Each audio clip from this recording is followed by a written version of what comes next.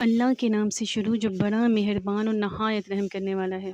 نبی پاک مصطفیٰ صلی اللہ تعالیٰ علیہ وآلہ وسلم پر لاکھوں کروڑوں اربوں خربوں درود و سلام۔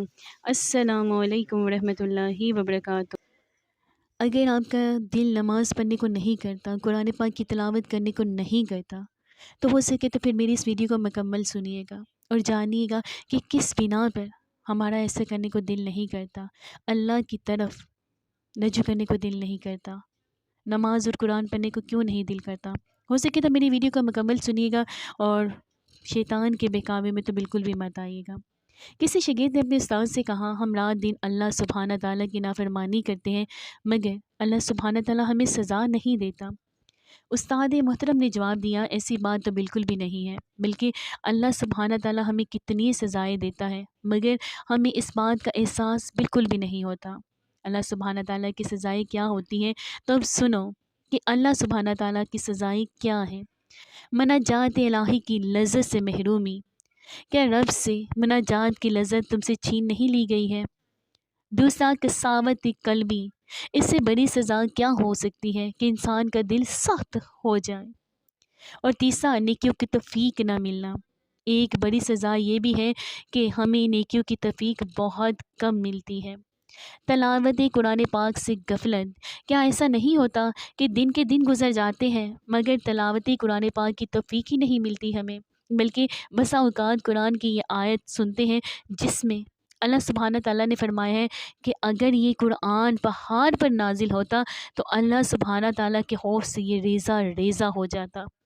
ہم یہ آیت سنتے ہیں مگر ہمارے دلوں پر تو کوئی بھی اثر نہیں ہوتا۔ اور تہجد سے محرومی بھی، لمبی لمبی راتیں گزر جاتی ہیں مگر کبھی تہجد کی توفیق ہی نہیں ملتی ہمیں۔ نیکیوں کے موسم بہار کی نہ قدری، نیکیوں کے موسم بہار آتے اور گزر جاتے ہیں، جیسے رمضان کے روزے، شوال کے روزے اور ذی الحجہ کے مبارک ایام وغیرہ، مگر ان موسموں میں کما حق عبادت کرنے کی توفیق ہی نہیں ملتی۔ اس سے بڑی اور کیا سزا ہو سکتی ہے ہمارے لیے؟ عبادت کو بوجھ محسوس کرنا ہے، کیا تم عبادت کو بوجھ محسوس نہیں کرتے ہو؟ ذکر الہی سے لاپرواہی، کیا اللہ کے ذکر سے تمہاری زبان خاموش نہیں رہتی؟ نفسانی خواہشات کے سامنے شکست، کیا نفسانی خواہشات کے سامنے خود کو کمزور نہیں محسوس کرتے؟ دنیا کی محبت، کہ تم مال و دولت اور منصب و شہرت کی بے جا حرص و لالچ میں مبتلا نہیں ہو؟ اس سے بڑی سزا اور کیا ہو سکتی ہے؟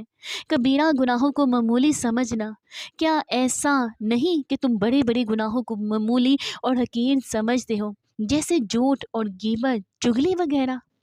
فضول کاموں میں مشغولیت، کیا بیشتر اوقات تم فضول اور لایانی چیزوں میں مشغول نہیں رہتے ہو؟ آخرت سے غفلت، کیا تم نے آخرت کو بلا کر دنیا کو اپنا سب سے بڑا مقصد نہیں بنا لیا ہے؟ یہ ساری محرومیاں اور بے توفیقی بھی اللہ کی طرف سے عذاب اور سزائیں ہیں مگر تمہیں اس کا احساس ہی نہیں ہوتا۔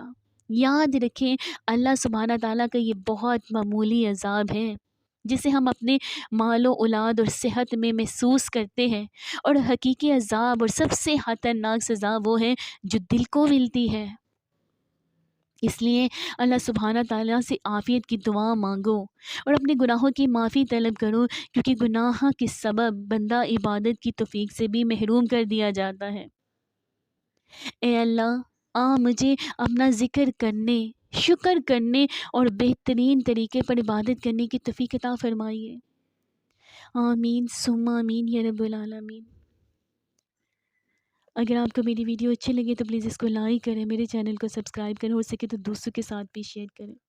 یہ ساری کی ساری بیماریاں ہم سب مسلمانوں میں تقریباً پائی جاتی ہیں۔ کوئی نہ کوئی گناہ، نماز میں دل نہیں لگتا، قرآن میں دل نہیں لگتا، نیکی کے کاموں میں دل نہیں کرتا، برائی کے کاموں کو تو ہم کرتے ہی چلے جاتے ہیں۔ جیسا کہ اذان ہو رہی ہے ہم بولتے چلے جا رہے ہیں، ایک دوسرے کی چغلی غیبت ہم کرتے چلے جا رہے ہیں، ایک دوسرے کو نقصان پہنچانے کے بارے میں ہم سوچتے چلے جا رہے ہیں، اور حسد ہم لوگوں کے اندر اتنا بڑھ گیا ہے کہ وہ یہ ہے، وہ یہ ہے، وہ ایسا ہے، وہ ویسا ہے، اسی حسد میں مبتلا رہتے ہیں، اور بلکہ بسا اوقات تو لوگ ایک دوسرے کو بددعائیں بھی دیتے ہیں حسد کی بنا پر۔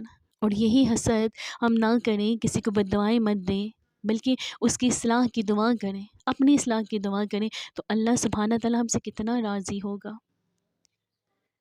اللہ سبحانہ تعالیٰ ہم سے کتنا خوش ہوگا۔ اور کسی دوسرے کے لیے دعا کرنا، فرشتے آپ کے لیے بھی آمین کہتے ہیں کہ تیرے ساتھ بھی ایسا ہی ہو۔ اگر آپ دعا کرتے ہیں تو تب بھی کہتے ہیں، دعا کرتے ہیں تو تب بھی وہ کہتے ہیں۔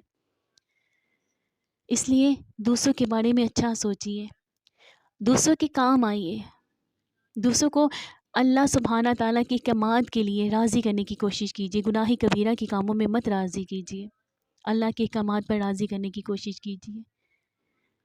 اللہ سبحانہ تعالیٰ نے ہمیں بہت پیاری ایمان والی زندگی عطا فرمائی ہے۔ اللہ سبحانہ تعالیٰ ہمیں ایمان پر موت بھی عطا فرما دے۔